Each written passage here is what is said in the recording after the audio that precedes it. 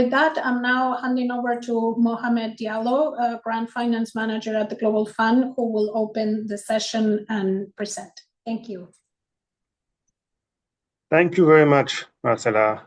Good morning, good afternoon, good evening, everyone. Very pleased to meet you all today. I'm Mohamed. I'm a Grant Finance Manager covering the Southern Eastern Africa, Middle East, and North Africa region at the Global Fund. Today, I'll be running you through the slides together with my other colleagues. They will introduce themselves. So we are going to talk about the updated budgeting guidelines today. Here is the overview of the agenda. First, we'll quickly go through the grant funding principles, the budgeting guidelines themselves, the operational guidelines, and then we'll open up for Q&A. If time allows, hopefully time will have some time to go through the new budget template quickly to give you some tips and to let you know about the way the new budget template is formatted and so on. So let's quickly move into the subject. Next slide, please. Yeah. As you all know, you have received this confirmation that the updated budgeting guidelines have been published. It consists of two documents. We have a main document, which is the main budgeting guidelines, which is quite high level, which is highlighting actually the key principles of the requirements of our budgeting principles and what rules and principles and regulations apply. And then we have a second document, which is the operational guidelines, which is going one level down, going into the details, telling us how to budget and also how to use the costing dimensions and so on. And as you know, the new budgeting guidelines are immediately effective. When we're updating the budgeting guidelines, the idea was to apply them for GC8, but of course, they're already published, so it means that they replaced the previous one. So they're already effective and applicable for the remainder of GC7. So let's quickly go into the key changes and also the substance into of these updated budgeting guidelines. If you go into the next slide. So first, what we try to do is first to leverage on the previous budgeting guidelines. Of course, we are not starting from scratch. The previous budgeting guidelines was quite good, so we really leverage on that. But what we try to do is really to improve it, also to leverage the feedbacks we received from our different implementers, from our different stakeholders, from people that we are working with as well, to try to make it better. First, we also we updated the modular framework, so making sure that these two documents are really kind of connected, linking the programmatic documents that we have into the financial document as well, just to make sure that the two documents really speak to each other. At the same time, we try to add some clarity as much as possible. The flow of information is improved, the language also to make it very clear and to not put any place for confusion or ambiguity or so on. And also, you may all be aware of the new strategic shift of the Global Fund, and also the insistence of leveraging on sustainability, integration. So we have reflected that really in the spirit of the budgeting guidelines. At the same time, we all know that we are right now in a very kind of difficult moment in terms of fiscal space, in terms of a budget. You know about the outcome of the AIDS replenishment, which for which we have received less than GC7. So now we are dealing with less funding. The demand is higher. So we are obliged to do more with less. Hence, we are really insisting on value for money. So value for money is now everywhere. At the same time, you may also be aware that we are trying to really leverage on country systems.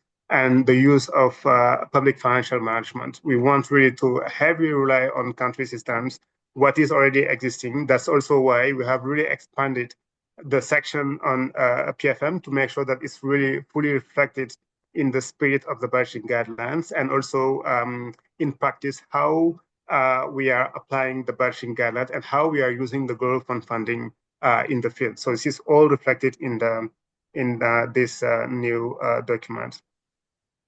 Also, we try to differentiate the different stages of funding applications and differentiating funding requests and grant making, because also we have several similarities between these two processes.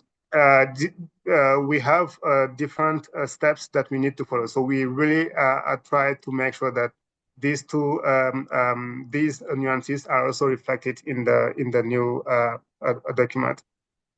Recognizing also that focus portfolios are managed differently and should be managed differently, we have inserted a full section on how to use and how to manage a focus portfolio. So our colleague Antoinette is here to tell us a bit more on this. So she will expand a bit on this.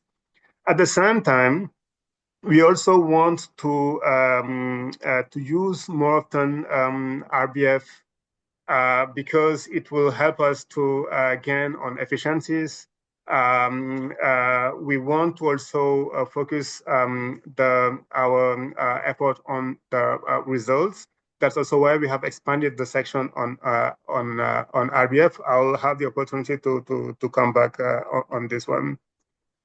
Another reality that is catching us is the fact that for many of the countries that we are serving, knowing that between 70 and 80% of the global fund investment is going toward the African continent, at the same time, this is really where we have high volatility in terms of the currency, the local currency. And throughout the implementation, starting even in GC5, GC6, now GC7, we see that the use and the rate that is being applied for budget purposes is in many cases very, very different from the rate that is currently being applied. So we have also updated the management of foreign losses and gains as well. We'll take a moment to explain really what we have done here and how it's going to be applied. And of course, in talking about budget constraints, we cannot not talk about program management costs. We have also brought some clarity into there, and also the use of flexibility, because what we want really is efficiency. So we have developed and simplified how we apply the budgetary flexibilities. At the same time, also leveraging on feedback received from the implementers, recognizing that we are now functioning with less funding, we have simplified the application of ICR and a shared cost. So to keep it short, implementers will no longer be allowed to charge us both ICR and shared costs. It's only going to be ICR, so share cost is removed. Again, we'll take the time to explain how this is going to be reflected in practice. So we have also tried to simplify the core document by really stating the key principles and adding some appendix relating first to RBF, as I just explained, and also in terms of focus portfolio management, as I just also explained. And we have now a full dedicated and expanded section on value for money.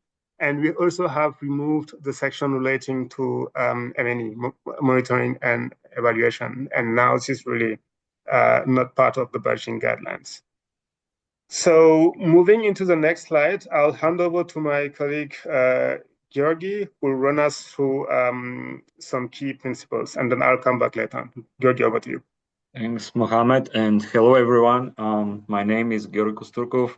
I'm a senior finance specialist in Grant Financial Management Department, and currently I work in High Impact Africa 2 region.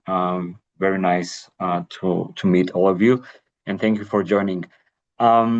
before going into the details, we would like to let you know that we have prepared all the slides in such a way that they cover, besides the changes, they also cover the main principles of each of the sections. We have done this in a way and with the objective that these slides can be used for onboarding both internally of colleagues, but also for new joiners at PR, SR, LFA levels.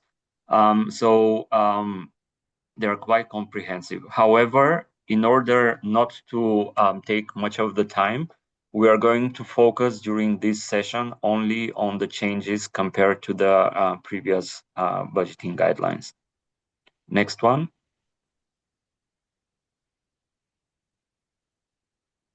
Next slide, please.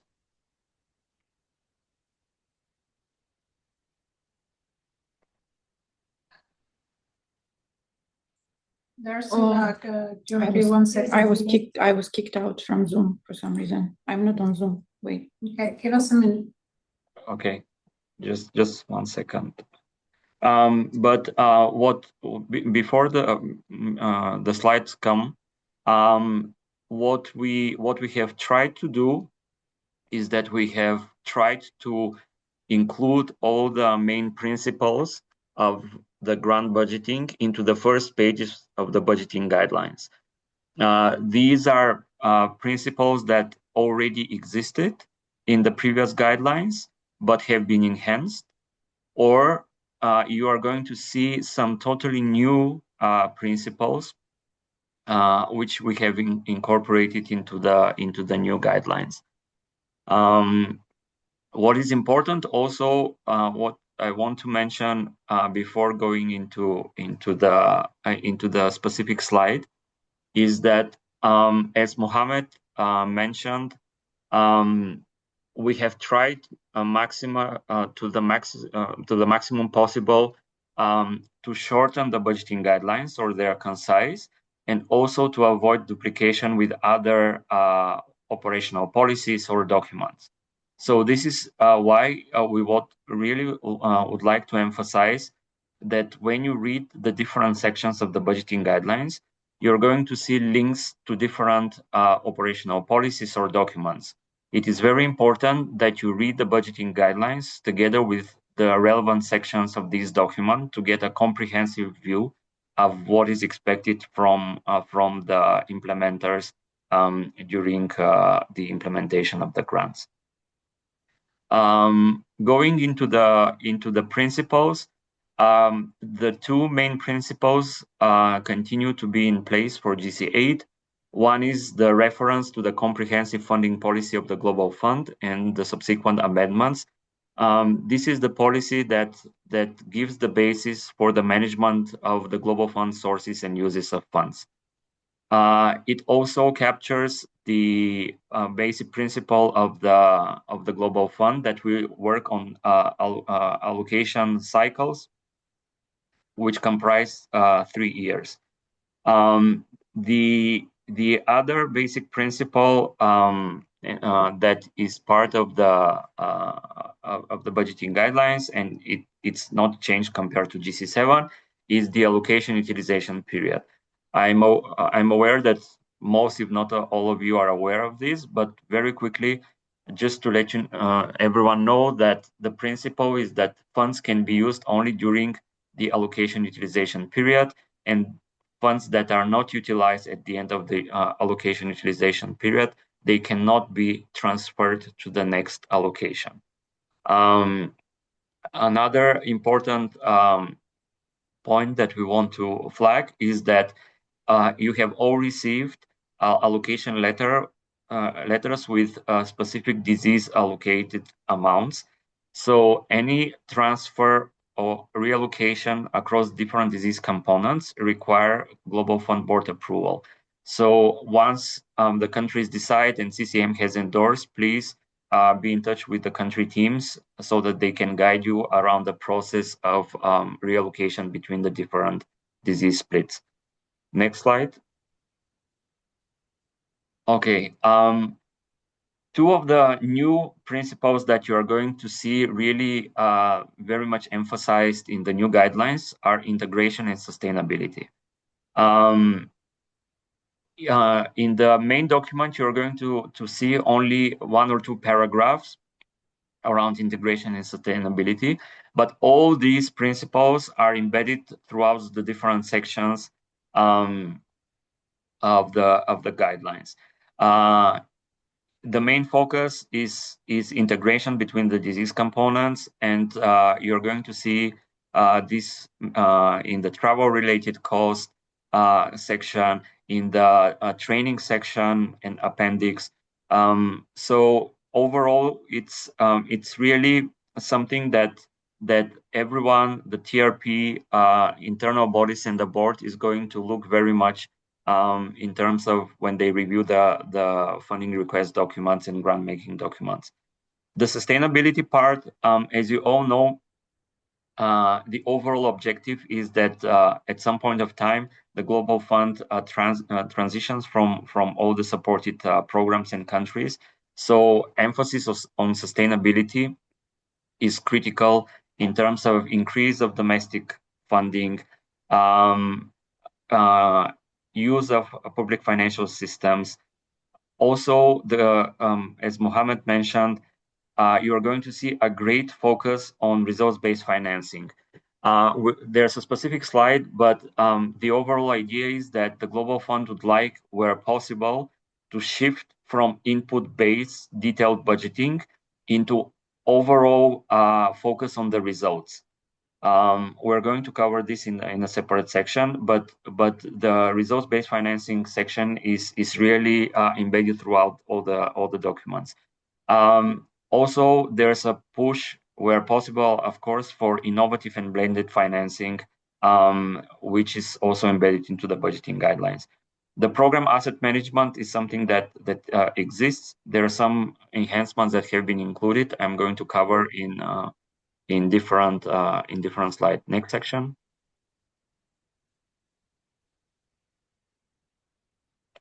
So the value for money section, as Mohammed alluded, there was a specific section and appendix in the previous guidelines. Now on the Global Fund website, there are 2 documents around value for money. These are new documents with new categories. They have been consolidated. And also they include a lot of practical examples of how the value for money can be ensured during grant budgeting and grant implementation. This is why the section in the budgeting guidelines is quite limited, and it references to these sections that I encourage you to read in detail. However, we want to emphasize one important point that you're going to see in the budgeting guidelines. All the discretionary cost categories, which are human resources, travel-related costs, external professional services, non-health equipment, infrastructure, and overhead and indirect costs, most of which form also the module program management cost, there's an overall expectation for a decline in these cost categories over time and across grant cycles, both as a proportion of the grant budget, but also in absolute amounts. So I know most of the countries are in funding request or grant making stage. So when you are preparing the budget, please make sure that you do this reference and see what has been in GC7. And if for some reason the program management costs and these discretionary cost categories are increasing, please, before submitting to the country team, scrutinize a lot, because this will be an area that will be scrutinized and most probably return for more questions to the countries. Alignment with modular framework and costing dimension stays as GC7. The important point is that both the modular framework and the costing dimensions, which are cost groupings and cost inputs, have been consolidated and simplified a lot. The interventions have been reduced, the cost inputs have been reduced. This is with the expectation that the budgeting would really be much smoother and would take much less time. Financial risk management and assurance is an important point. but this has remained from GC7 in the previous cycles. There are no significant updates, but we still urge you to do a refresher on all the risk management and assurance and the respective guidelines. Next slide. Another important point that has been brought forward in the budgeting guidelines is the financial safeguarding policy and commitments and disbursements of the Global Fund. As all of the countries have experienced last year, due to some unfortunately issues with pledges from some of the main donors, we had to decommit funds from the countries last year. So in this uncertain environment that we operate, we hope that this will not happen in the future, but we really wanted to emphasize in the budgeting guidelines that the commitments and the disbursements to the countries are really subject of the Global Fund ability to convert the donors' pledges and be able to get all the money from the replenishment that was promised to the Global Fund by the different donors. So this is something that is part of the comprehensive funding policy, but we wanted also to emphasize this in the budgeting guidelines. The exemption from taxation is not something new. You all know that grant funds must be exempt from all taxes in the countries that the grants are implemented. And last slide. As we mentioned several times, as part of the overall sustainability, one of the key focuses of the Global Fund for the GC8 in the future will be use of national public financial systems. We want to emphasize a few things. One is that it's not an all or nothing approach. So it is important that the transition and for use of the PFM systems is really phased, sequenced, based on maturity of the systems and readiness of the countries. However, it is very important that the countries have constant dialogue with the Global Fund and the other partners in country, how the transition to use of PFM is going to take place, and to have specific roadmaps and timelines for this. Another point that we wanted also to make is that it's very important that the relevant stakeholders in the countries are involved. So a lot of times we see that the discussions are only with Ministry of Health, but a lot of times Ministry of Finance and other departments like treasuries, supreme audit institutions need to be included and actively engaged for the overall PFM agenda, so that a smooth transition is ensured. And last point that we want to make is that for most of the countries where feasible, we expect to see a budget for PFM activities, either for transition or for strengthening. This needs to be clearly articulated into the funding request. Ideally, where a Global Fund has already supported PFM activities, the countries should include what has been achieved so far. And there should be a clear and justified rationale for the use of the funds. However, please, for most of the countries, as I said, it is expected that there's some budget and some activities behind for this important component. I think, next slide, I think that was it. Mohammed, over to you. Thank you very much, Georgi. So let's now go into the grant budgeting guidelines with some details and some practical examples. Let's move into the next slide. The next one again. I won't necessarily repeat what Georgi had already said about the budgeting guidelines principles, especially in terms of the AUP, making sure that we use the approved activities within the approved AUP, meaning that we cannot start implementing an activity once the AUP has ended, or keep implementing some activities once the AOP has ended, unless we have an approval.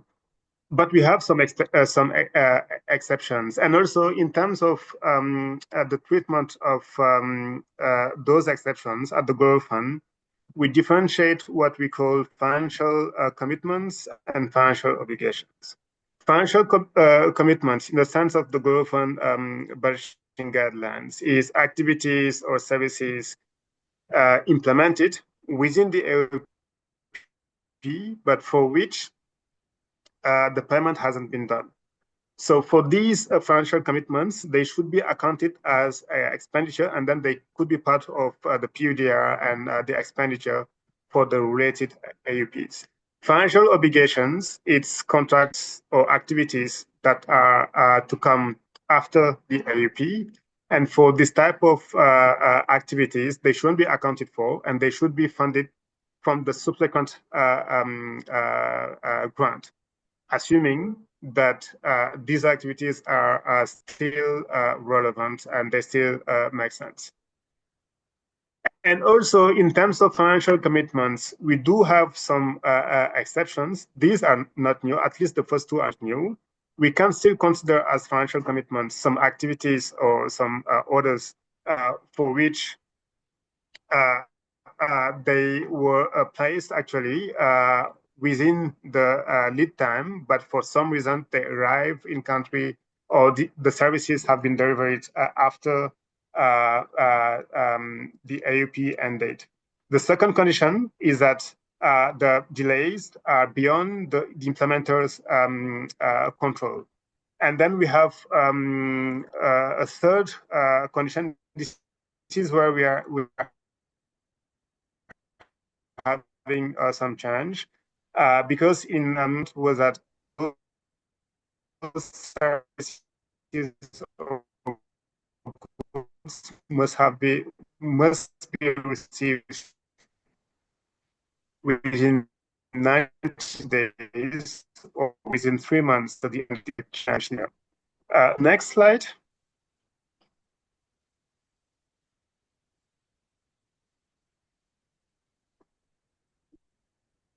Yes. So Georgi alluded to the RBF. Again, in the updated budgeting guidelines, we are really insisting and encouraging PRs to apply the RBF modalities. In some cases, especially in remote areas or hard-to-reach areas, it might prove extremely difficult to have some supporting document for some activities.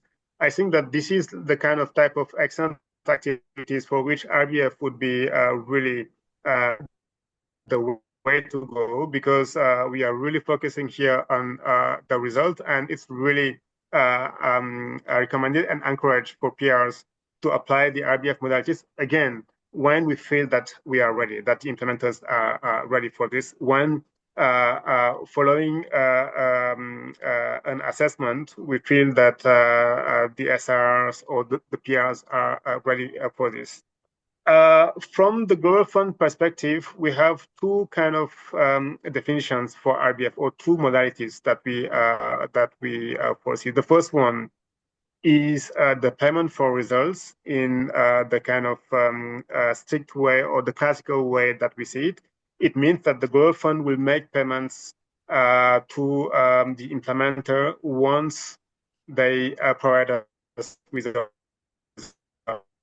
results.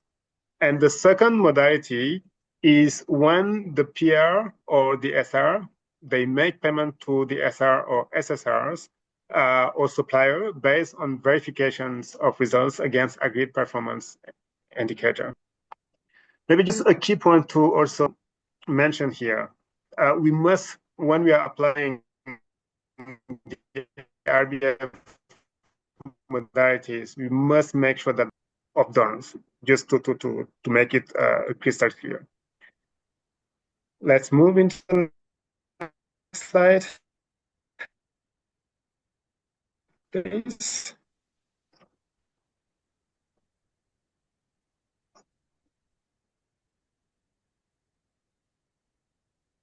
Mohammed, sorry to interrupt you. Would it be okay? So sorry, Mohammed, would it be okay maybe if you turn off your camera, because we're having a few your internet is a bit patchy, so it would be good if we can hear you better then. And Okay. can you try again, please? Yes, I hope you can hear me now. Is it okay, Marcela? Yeah, it's much better. Thank you. Thank you. Excellent. Thank you. So here, I just wanted to quickly run you through the funding request budget, also insisting, because right now we are right into it. I know that a number of countries already went through the first window of funding requests, but we still have window 2, window 3, so we still have around 2/3 of the countries that are coming in the near future. So the first element to mention here, really trying to make sure that we have the highest priority possible at the funding request stage. Let's not wait for grant making to have a perfect budget. I think already at the funding request, we can make sure that the budget that is being proposed is value for money. And we insist really on value for money again. We talk about it several times, but it's really important because we are having less funding and we are being asked to achieve more, to do more. So the only way we can achieve that is through value for money. And also to indicate that for grant-ready funding requests and program continuation grants, the requirement is that the budget is done at the cost input level for high impact and core countries. And for classical funding requests, like full funding requests, the requirement is that the budget can be submitted to implementers to already budget at cost input level, because there is no way you can have the aggregated budget if you don't necessarily have the details. And also why I insist on this is that once we have at the funding request level, the budget at cost input are very well detailed and so on, we'll really have an effortless grant making budget. And then it will be really smooth and easy to go through grant making and then to start implementing immediately. For focus portfolio, our colleague Antoinette will take the time to explain what are the different requirements and what is expected from there. So let's now move into grant making in the next slide. Where again here, we simply again reminding, I mean, this is not new to our implementers. We are simply insisting on, again, making sure that we have value for money grant makings. We have some changes that you may, some of you may have already noticed in the new budget template, is that we are asking the peers to insert already their UQD activities.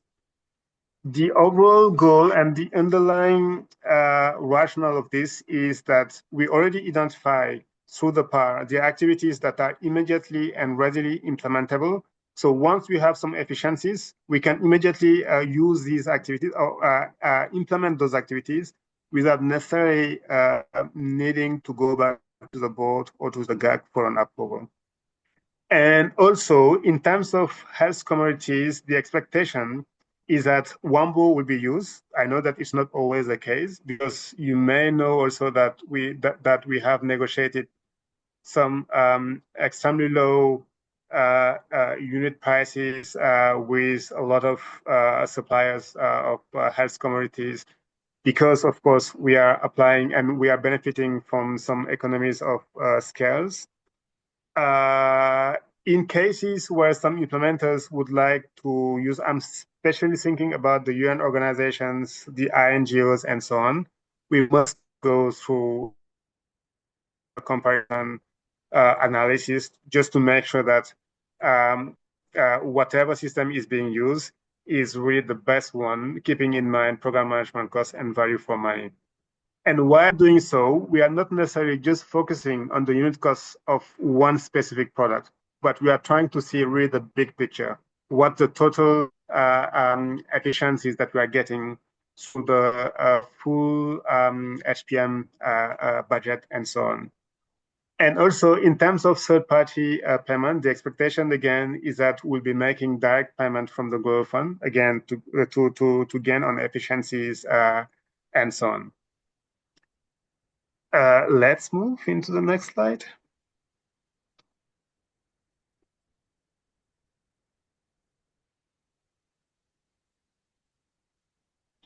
Yes, I mentioned in the beginning that we did some kind of substantial work on FX management together with our treasurer, because we all know that the volatility of local currency, especially in African countries, is really a reality.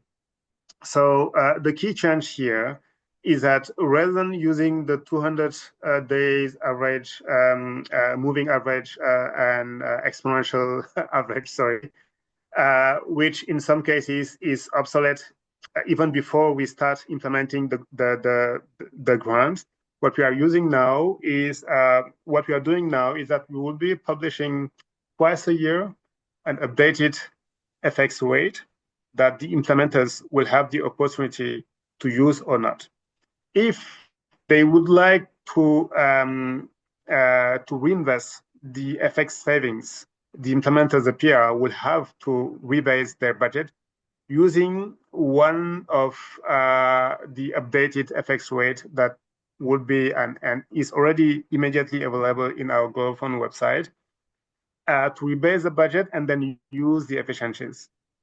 If they don't rebase their budget, it means that they won't be given the opportunity to use the savings. One point that we tend to forget also, it's rare. We keep talking a lot about savings because in most cases, the local currency is depreciating vis-a-vis USD. Euro grants, the parity is fixed, mainly the franc CFA. But for the other countries, in most cases, the local currency is depreciating. We have some cases where the local currency is getting stronger vis-a-vis USD. So in those cases, we are having FX losses. And when we are facing FX losses, the expectations is that first the implementers will try to find some savings within the existing activities, or deprioritize some activities. If it's not possible, then we may go to through what we call a portfolio optimization. But as you know, and as you may have noticed over the past 3 years, we have almost not had any kind of portfolio optimization modality because we have no funding. We have less funding. Next.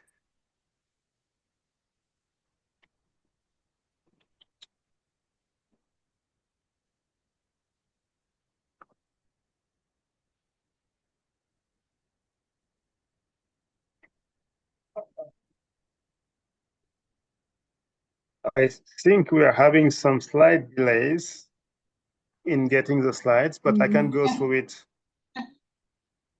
Can you see them, Mohammed? Yes, here we are. Okay. Yes. Something's Great, thank you.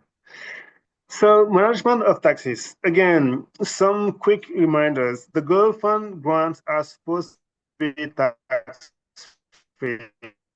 As you know, it's in line with, especially on its Article 3.5. The Growth Fund is supposed to be a tax-free. With this in mind, we have even signed, for the vast majority of the countries, we have signed a protocol of exemptions with the CCM, with the countries, with the Ministry of Finance and the Ministry of Health all together. But yet, we see in some cases that we keep paying VAT or some taxes on the Growth Fund grant. We understand in some cases, especially in with East African countries, that you have to pay and get refunded.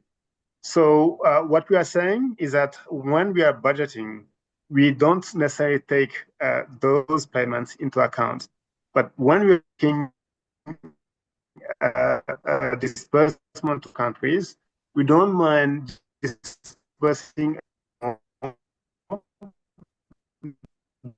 just to facilitate the payment of those taxes, because in some cases more than needed.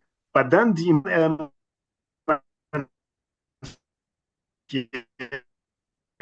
is to make sure that you get the refunds from the authorities. It's important at the last year of implementation to make sure that advance from the subsequent grant cycle.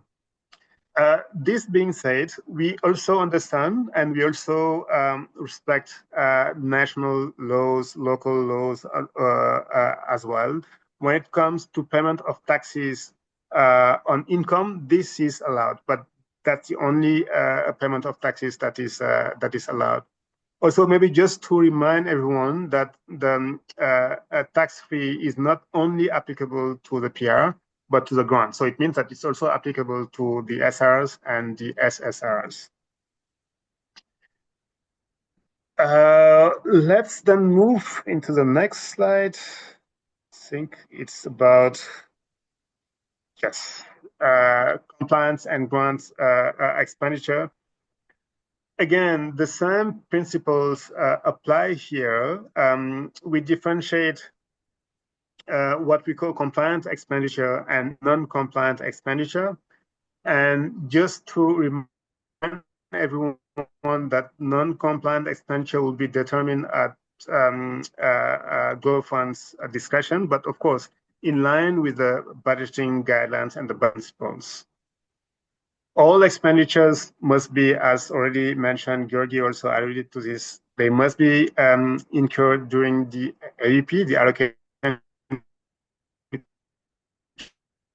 the utilization period, in accordance with the grant agreements of financial and procurement regulation and best practices. Just to give you some examples of potential non-compliant or non-compliant expenditure. This list is not necessarily a full list, but just to give you an idea, and also to let you know that in one of the annexes, we also have a list of non-compliant expenditure. Please take time to go through it and have a good understanding of what we expect from the implementers. So unsupported expenditures outside the scope, IP, again, IP meaning the allocation utilization period, or a closure period of the grant. I'm not necessarily going to go through all of them, just to mention one new element that we have added, just to avoid ambiguity and to bring clarity. Expenditure used to cover Global Fund Secretariat staff are not allowed. By expenditure to cover Global Fund staff, I mean expenditure to cover per diem for Global Fund staff in country. The PR is not supposed to cover this expenditure, because these are supposed to be covered by the Global Fund Secretariat and through our OPEX budget. I'm sure you may have a lot of questions about this, and one that I can immediately anticipate is transportation from or to the airport of Global Fund staff, because we know that for security reasons and also for simplicity, in most cases, the CCM or the PR, they arrange this kind of transportation. This is, of course, allowed. Tea breaks, this is fine. It's part of hospitality and so on. But any other expenditure are not supposed to be covered by the implementers if these are really for the Global Fund Secretariat staff. Let's move into the next slide. I'll hand over to Georgi for this one. Thanks. Yeah, thanks, Mohammed. I'll try to be quick. We have a few more slides, and then we can open for Q&A. The budget revision is one of the key changes to the budgeting guidelines. You're going to see several ones. One is that we have differentiated the criteria for high impact and core versus focus portfolios. So for focus portfolios, unless the country team decides otherwise, based on risk profile, the focus portfolios have full flexibility to rebudget their grants within the program scope that has been approved by TRP and or Global Fund Grants Approval Committee and the board. For For high impact and core portfolios, there are two main changes. One is for the removal of intervention. So now the criteria are at module and cost grouping level. However, there's a caveat here. Here we are talking only about budget revisions. This means no change of targets, performance framework, etc. If the removal of or addition of an intervention leads to other type of revision, for example, programmatic revision, then the PR and the country team needs to follow the requirement for the respective revision as per the OPN on ground revisions. This is why it's very important that every time when you do the changes, you consult also the OPN on ground revision and see whether some other revision is not triggered. Another key change is that we have included an additional criteria, which is an increase of more than 10% to program management cost. In this case, the revision becomes material and it requires Global Fund prior approval. Just for avoidance of doubt, just to clarify that the three criteria, 30% increase, decrease of the total budget for any module, 10% increase of the program management cost module, and a 10% increase of any discretionary cost category are all cumulative. It's not, so if any of this is triggered, then a material revision is triggered. So this is important to do. As most of you know, we have a budget adjustment form, which is in the partner portal, and it's used to capture material budget revisions. In grant cycle 7, all the material budget revisions had to be mandatorily captured through this form. However, from now on, the material budget revisions may be captured through this, but the PRs need to discuss this with the country team if it makes sense. Another clarification to do is that if for the PR is important that the budget revision numbers are reflected into the PUDR when they are extracted from the system and sent for completion, then the revision needs to be captured into the system. There's the budget adjustment form is used for material budget revisions. The only exceptions when rebasing of the budget needs to be done is if the PR decides to use the FX savings and use the FX rate, which has been communicated by the Global Fund, which can be done, as Mohammed said, once per year, or if there's addition of new SRs. So I just saw one of the questions, but just very quickly to say that the FX rate is budgeted, is announced twice per year by the Global Fund, and the one which the countries need to use for funding requests and grant making and for any FX reinvestments has already been communicated to the country team. So if some of you don't have this, please reach out immediately to the country team so that they communicate the correct FX. Two additional points on the budget revision. The material budget revisions, as before, CCM needs to be informed before you submit to the country teams. And also, it is important to emphasize, this is also continuing from GC7, but the budget, the PRs and SRs need to keep track for all these budget revisions. It's not budget revision for budget revision every time you decide to change something, but it's cumulative since the start of the IP. So this is why it's very important to keep track of all the changes throughout the implementation years. Next one. Okay, I have covered all of this. Next one. Okay, on the operational guidance, I believe that we are not going through the slides, but perhaps just a few key messages, and then we're going to open for Q&A. So you're going to have a look and that the cost inputs have been significantly reduced. So please read carefully through each of the sections. The main change on the HR is around providing more clarity around severance, gratuity, end of contract payment, pension funds, etc. Please read carefully these sections, and we have included a provision specifically for pension, provident fund, and gratuity that, with the prior approval of the country team, PR and SRs can decide to expense and include as a cash flow these amounts so that they are not accumulated grant by grant. However, the PRs and SRs need to have a very robust mechanism in place, how they're going to manage these accrued amounts.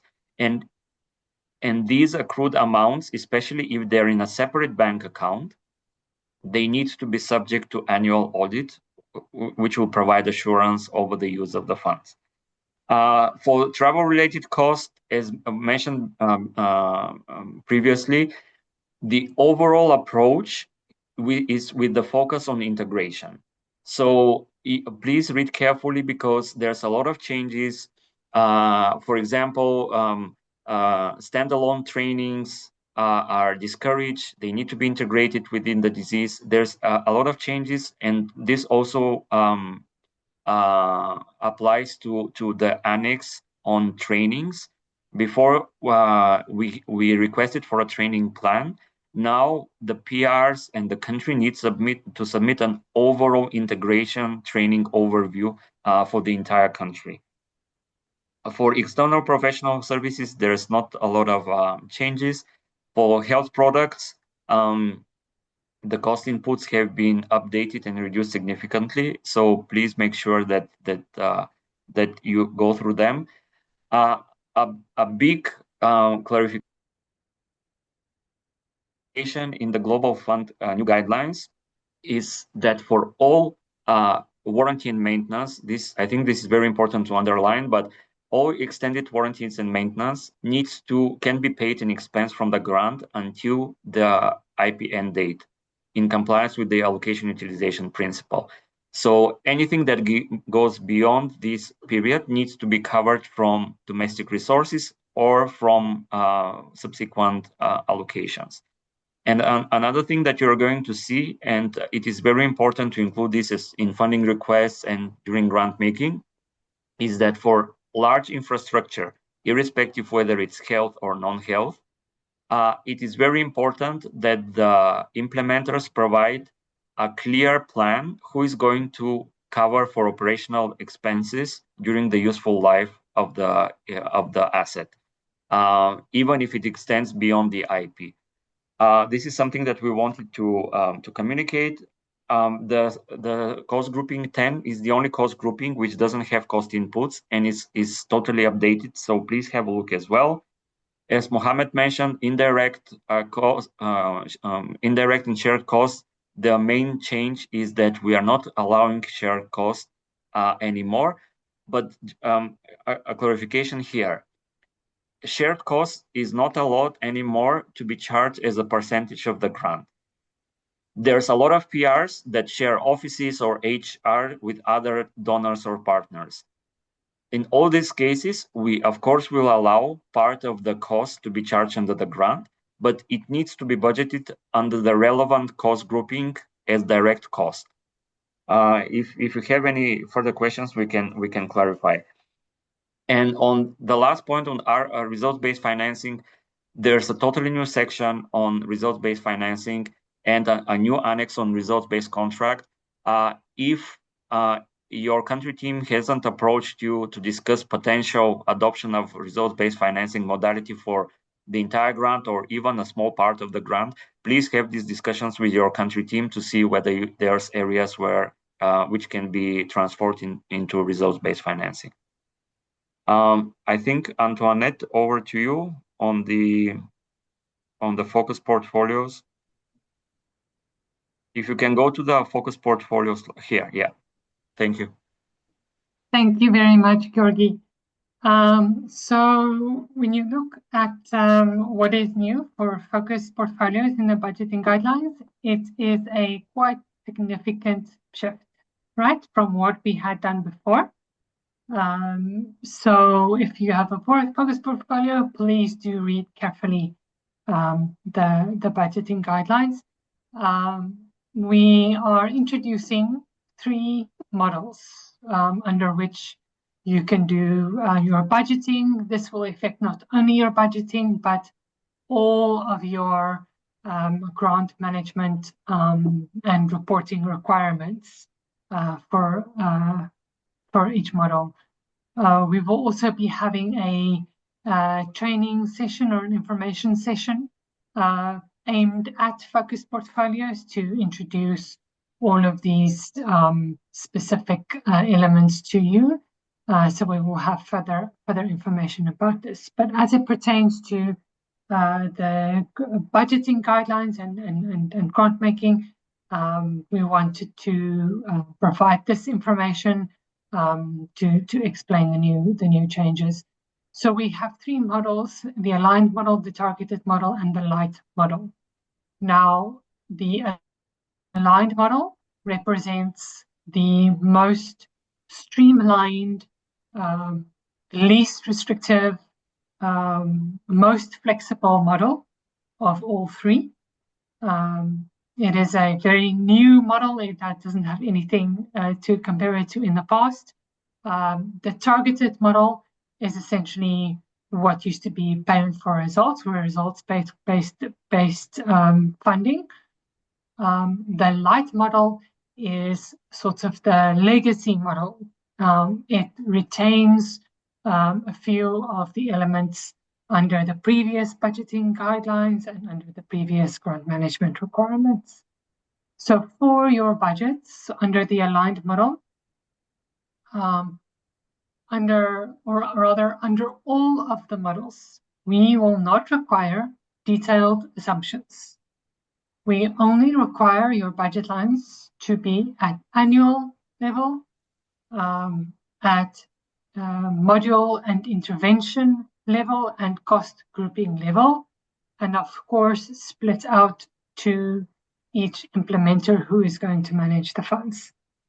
You can use the least amount of budget lines that will achieve that result. That makes sense to you in terms of your budgeting. The differences between the 3 models under the aligned model, we default to cost grouping 13. You can budget your entire budget under cost grouping 13. You do not need to split to other cost groups. The underlying reason for this is that the aligned model should be very closely linked to the NSP and to specific targeted objectives. And so we just want to see what the cost at module intervention, cost grouping, and implement will be on an annual basis in order to be able to manage also the disbursements. For the targeted model, we also only require at module intervention and cost grouping and implementer level, you propose the payment values linked to the performance indicators for us. Under the light model, this is more the legacy model. You can use all of the different cost groupings and interventions as required. We still do not need any activity level unless the portfolio is under major sanctions. And this should be clear to you. If you have a question about that, to reach out to your CT.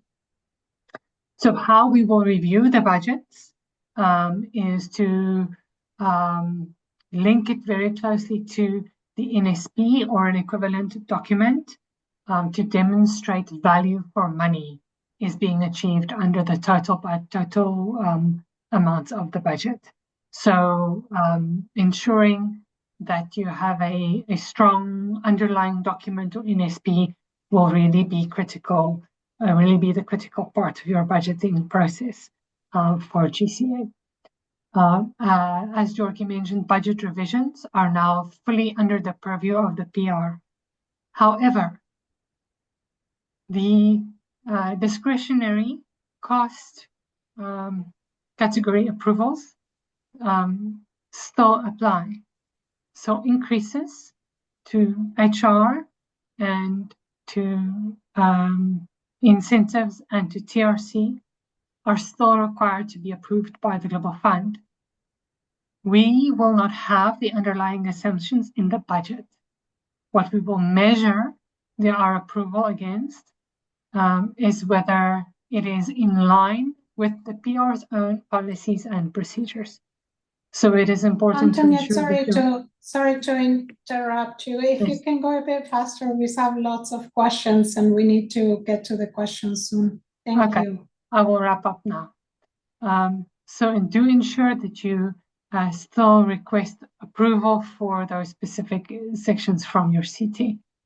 I think the other things have been well covered under Georgie's section. Again, we will have a detailed training for focus portfolios very shortly. Thank you very much.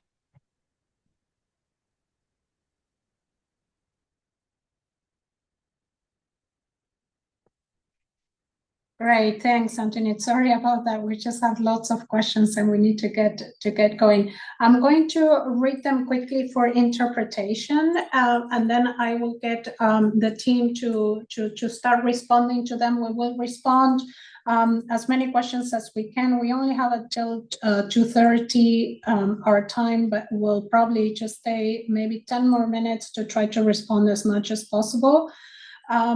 We have several questions now from Emmanuel Ombuera. A summary of the key updates introduced in the revised guidelines and operational guidance will be helpful. Kindly highlight any priority areas or new requirements that principal recipients and sub-recipients should focus on under the updated guidance. Noted that the updated Global Fund guidelines for grant budgeting apply to both active GC7 and upcoming GC8 grants. Please confirm that these guidelines are not applicable for currently active C19RM grants. And please share the investment landscape for GC8 mapping with the related cost groupings and cost inputs in all three languages in Excel format. Mohamed, do I pass on to you? Thank you very much, Marcela, and sorry about my poor internet connection. I hope that it's working this time. So for the first question, again, thank you very much, Emmanuel. Clearly, you went through the budgeting guidelines, you read them completely, you understood them. For your first question, I think we went through the presentation and we went through the different principles and so on. I hope that it responded to your question. So for your second question, we do have indeed some priority areas. I would say integration, and we insisted on that, keeping in mind the strategic shift and so on, value for money, because we have less funding, we have to do more, and we have to deliver more and so on. RBF, we insisted on this one as well. The idea is really to gain on efficiencies, to really focus on results. You may have also noticed that we are giving more flexibilities to the PRs. We have increased even the budgetary flexibilities from 25 to 30%. Now it's at the module level, not intervention.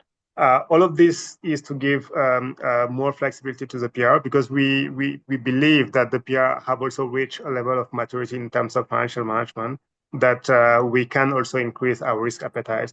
PFM as well, we talk a lot about PFM. I'll maybe invite my colleague Lamine, who is our PFM expert, to tell us a bit more about PFM and what is expected from the implementers. Over to you, Lamine. Yes, thank you very much, Mohamed. Hello, colleagues. How are you? Basically, what we are saying is that for high impact and core countries, PFM is a priority. we must ensure that our grant financial management is being done using the country's public financial management systems to the extent possible. And therefore, where we know that there are bottlenecks to actually leveraging the use of country PFM systems for grant financial management, let us have the conversation as part of the country dialogue, as part of the grant, the funding request, and as part of the grant making. We expect that provisions are made, to ensure that we use, the full PFM system for budgeting, for accounting, for financial reporting, and even for assurance purposes, i.e. external audit. I'll stop there for now. Over to you, Mohammed.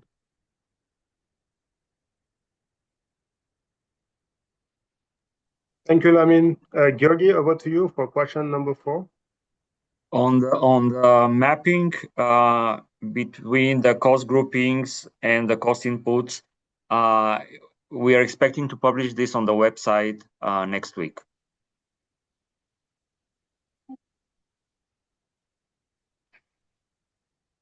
Thank you. Also, we have some follow-up questions from Emmanuel.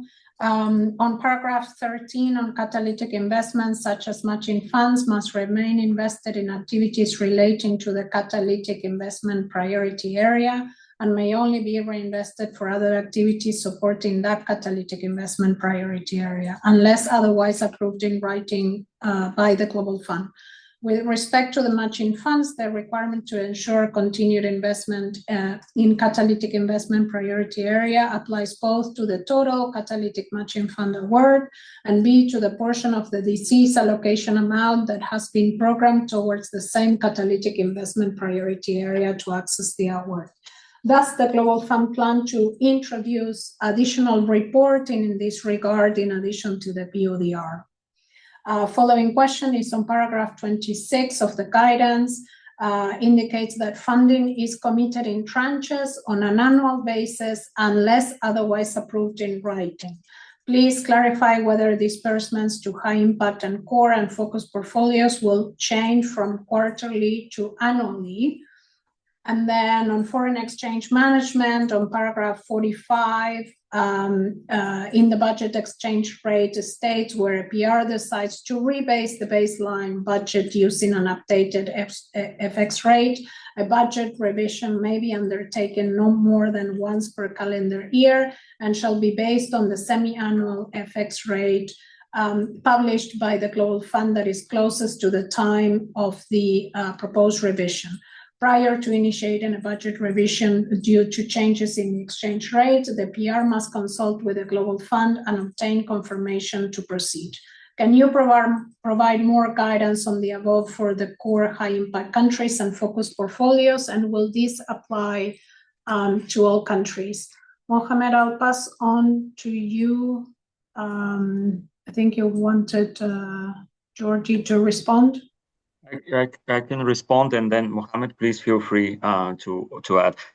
Thanks, Emmanuel. On the matching funds, thanks for the question. One very important point that you're going to see also in the instructions for completion of the budget template.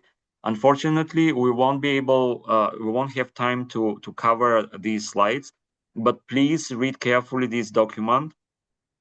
Because it provides all the guidance for completion of the budget template. And in these instructions, you're going to see that it is encouraged that the PR works with country team to identify clearly the matching funds into the budgets. Whether you're going to use comments or highlight in different color or any other method, but it would be easier for review afterwards to have the matching funds clearly identified. And as of now, the answer to the question is no. Currently, we are not planning to add additional reporting for this in the PODR. However, as I said, in order to ensure and prove compliance, it's important that these investments are clearly earmarked. On the grant commitments and disbursement, Emmanuel, if you read carefully the paragraph 26, it says that the funding is committed in tranches on an annual basis. So there is no change to the current practice. As you all know, the annual funding decision for high impact and core countries is done once per year, and it contains all the scheduled disbursements, and the disbursements to high impact and core portfolios will continue to be on a theory on quarterly basis. So there's no shift to annual disbursements for high impact and core. For focus portfolios, I believe that the same principle applies in terms of GC7. For foreign exchange management, we had a slide. So in case there are any questions around rebasing the budget using the FX rate, I would urge the relevant PR to get in touch directly with the respective country teams, and they can provide more guidance if what we have covered was not sufficient. Marcela, over to you. Yes, thank you. So we go to the next set of questions. We have a shared office cost, which is charged at the country office level as opposed to the ICR, which is more of a cost charged at the headquarters level. Some of the PRs are required to share the common office cost, what we call program effectiveness cost. How are we going to deal with this? The next question is, will the presentation documents be available on the Global Fund website after the presentation? I'm responding to that one now. I put in the chat the link where we'll be sharing the recording and the presentation in 3 languages. So you will be able to access the presentation and the recording in the next couple of days. If you can look in the chat, the link is there. And question number 10 from the CCM in Sierra Leone, can you please guide us in the use of exchange rates during GC8 funding request development, grant making and grant implementation, taking into consideration countries with volatile exchange rates and challenging funding landscape? Mohammed or Georgie, if I pass back on to you for 8 and 10. Yes, thanks, Marcela. So for question number 8, also, we have suppressed the use of the share costs. It doesn't necessarily mean that some costs that usually were charged through the share costs will not be allowed. What we are asking the implementers is to charge us direct costs, because as share costs, we used to be charged like 5% or 3% of an overall office related cost or IT equipment and so on. So now what we are requesting is that the PR directly charges those so-called share costs as direct costs. And if they make sense, we should be fine with those, because what we want really is clarity as to what we are paying. And we don't want to be paying double some of the costs that we are paying, for instance, share costs and ICR. Also, we understand that in most cases, ICR, it's for NGOs, and it goes really, the ICR cost is going to HP and so on, but that's the guiding principle for this one. And for question number 9, it's already responded. For question number 10, Georgie, do you want to come in? Yes, thanks. So as I said, if you haven't received the FX rate from your country team for funding request, grant making, or revision, please do. In case you believe that this FX rate doesn't reflect the reality, please discuss with the country team. The budgeting guidelines have a provision that another rate might be considered. However, this requires internal approval. So please reach out immediately to your country team for the FX. The overall idea is that you use the Global Fund FX, but in some exceptional cases, please discuss if this FX is very much away from the actual reality in country. Over. Thanks, Julie. So we have a few questions from Eric.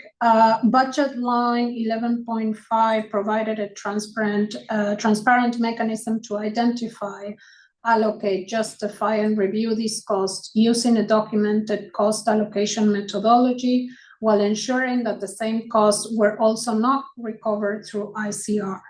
Given this original intent, would the Global Fund consider reviewing the current guidance to ensure that legitimate shared field-level implementation costs continue to have an appropriate budgeting mechanism, while maintaining the important principle that there should be no double recovery of costs? The concern is not about recovering additional overheads, it is about ensuring that essential field-level implementation support costs, which directly enable grant delivery, remain eligible for recovery through a transparent and auditable allocation methodology. Thank you for the clarification regarding the Global Fund's position that implementers should not recover both ICR and shared costs. We fully support the principle of avoiding double recovery. Okay, since that was responded. I would have, however, like to provide some historical context. The shared cost policy introduced in 2019-2020 was the result of extensive discussions between the Global Fund and implementers. The policy recognized that there are legitimate shared operational costs incurred at the field level that are necessary for grant implementation. These costs are not the same as headquarters institutional overheads, which are typically recovered through ICR.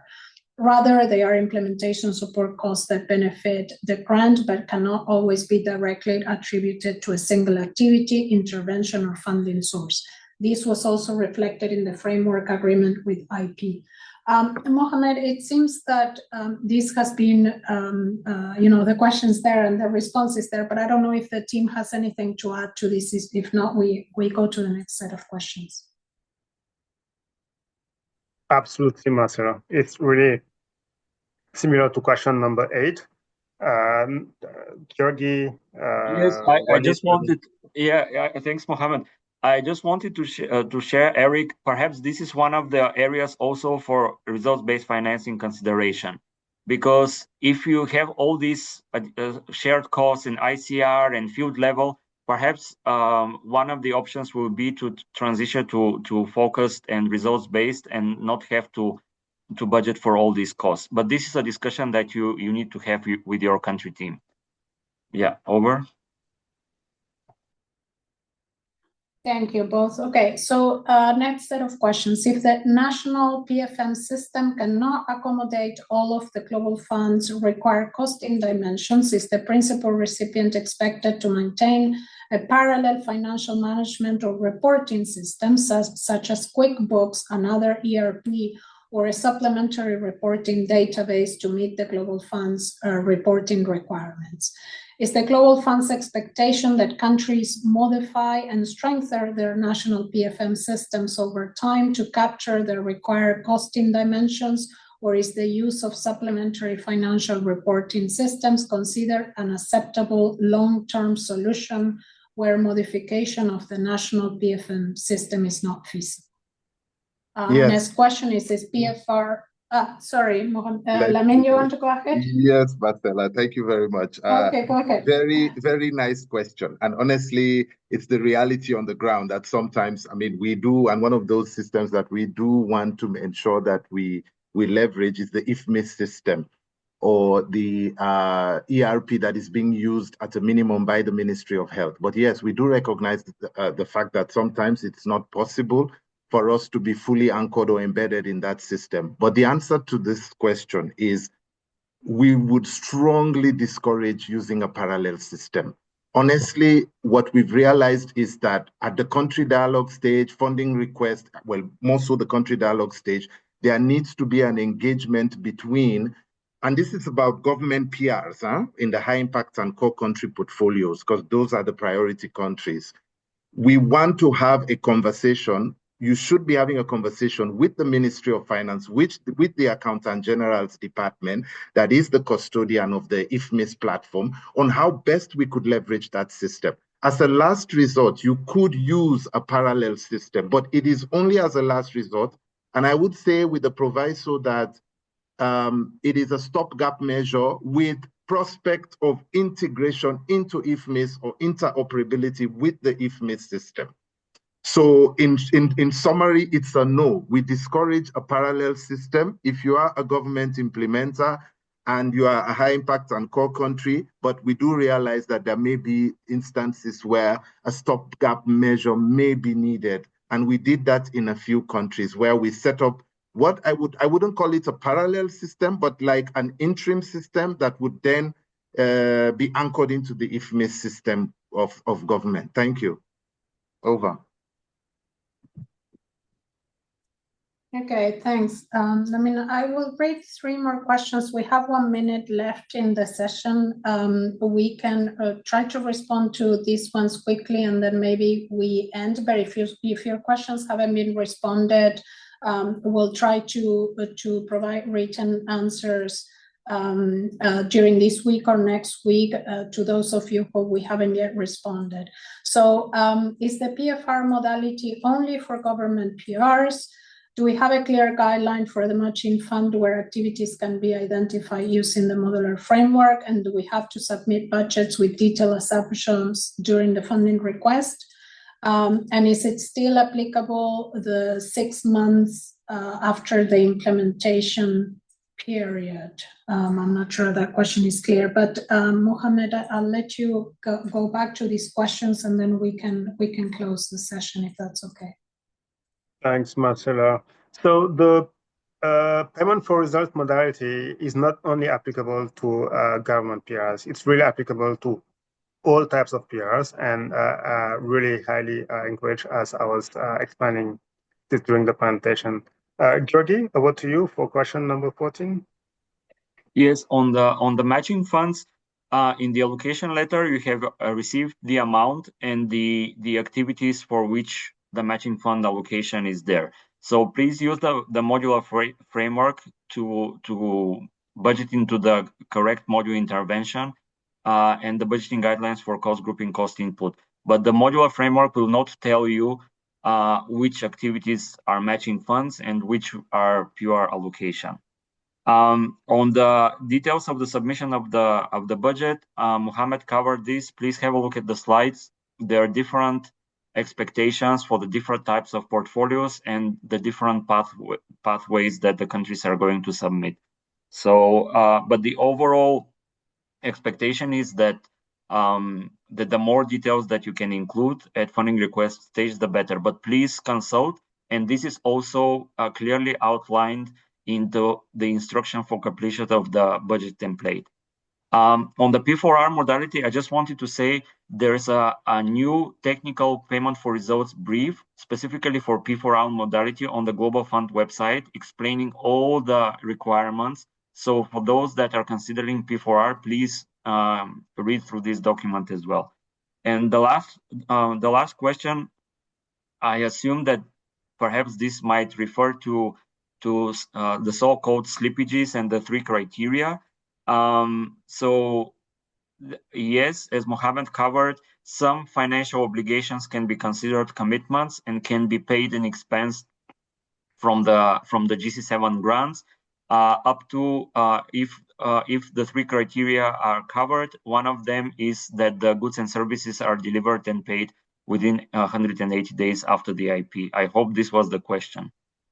Marcella, over to you. Yes, thank you. So we're looking at the time because we're over time. We think that our interpretation service needs to wrap up, but maybe we can continue with a few more questions in English, if that's okay for our presenters and also for participants who would like to stay to listen to responses to a few more questions. Is that okay, Mohammed and Georgie? We go through maybe 1 or 2 more slides, knowing that we may not have interpretation available because our interpreters need to drop. Yeah, okay. So fine. maybe we go Yes, Marcella, okay? that's Okay. fine. Yeah, all good. Great, okay. Let's go to, so we have the next slide from Linton Tucker, who says, Mohammed and Georgie, please explain to us how to transit from additional safeguard policy with minimal risk when countries are preparing for sustainability and transition to country PFM. Any update on capacity building of national systems like audit services, Ministry of Finance, National Procurement Agency to replace the ASP with effectiveness, efficiency, and reduced risk management? Can you check it? Next question is, please confirm whether the default discretionary cost, including infrastructure. In an earlier slide, you mentioned that infrastructure, however, it didn't explicitly mentioned in the new grant budgeting guideline, page 25. The default discretionary cost categories for changes requiring global funds prior written approval include human resources, travel-related costs, external professional services, non-health equipment, and any indirect and support costs. Other predefined categories may be added to the list of discretionary cost categories considering country context and grant-associated risks, and will be communicated by the Global Fund to the principal recipient in writing. And can you please provide a practical example of the result-based contract into the program activities?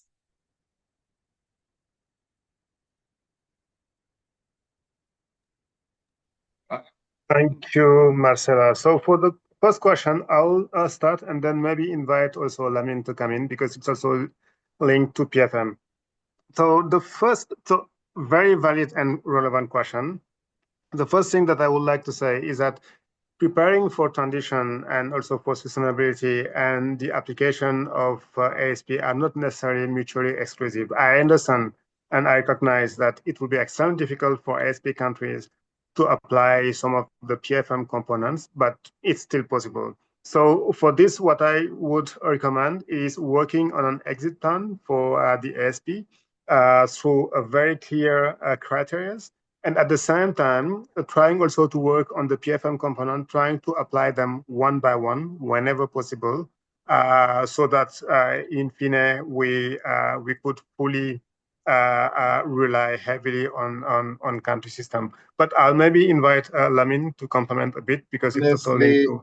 Yeah. Mohamed, you've done justice, more than justice to that question. All I would add to Mr. Toka to say is that actually we're working through AFROSAI. We are supporting Audit Service Sierra Leone as we speak.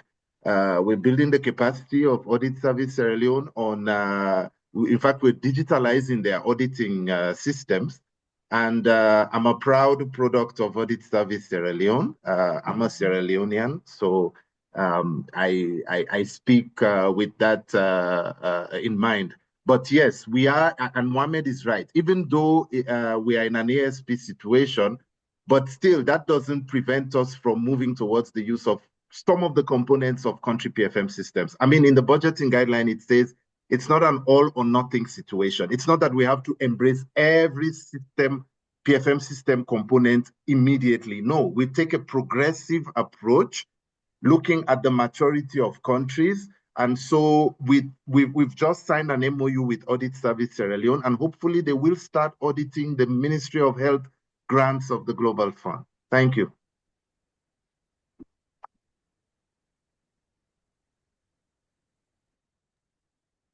Jordi, for the next.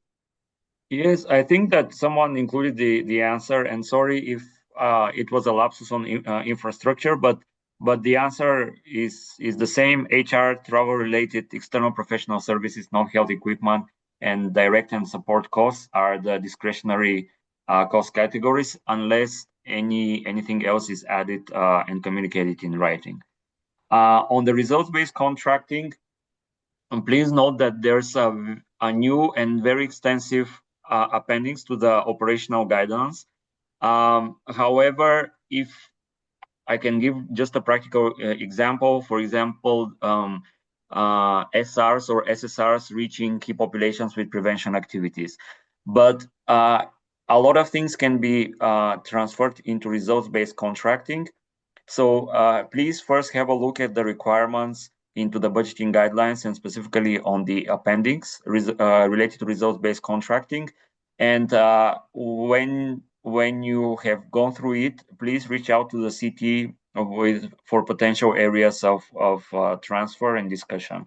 They will be able more to provide based on country context and implementation modality what could be transferred into a results-based contract. Marcela. Yeah, thank you. Okay, we can do this slide and then let us know if there's anything else that the panelists would like to close with. There's quite a few questions on exchange rate. So from FX savings, rebase baseline budget, please confirm if BAF online submission is required for all high impact core and focus portfolios. The Global Fund may disperse grant funds in local currency directly to the PR when the Global Fund determines that the PR's FX policy or rates applicable to its FX transactions are not optimal. A local currency disbursement. Such arrangements will be discussed beforehand and agreed in writing with the Global Fund before implementation. If the Global Fund's exchange rate is higher than the actual market rate in the country, can a PR request the Global Fund to disperse in the local currency to maximize the rate? And then Mohammed, under non-compliance, the CCM should not use the PR's budget for CCM Sierra Leone activities from the CCM Sierra Leone. Thanks, Mohammed.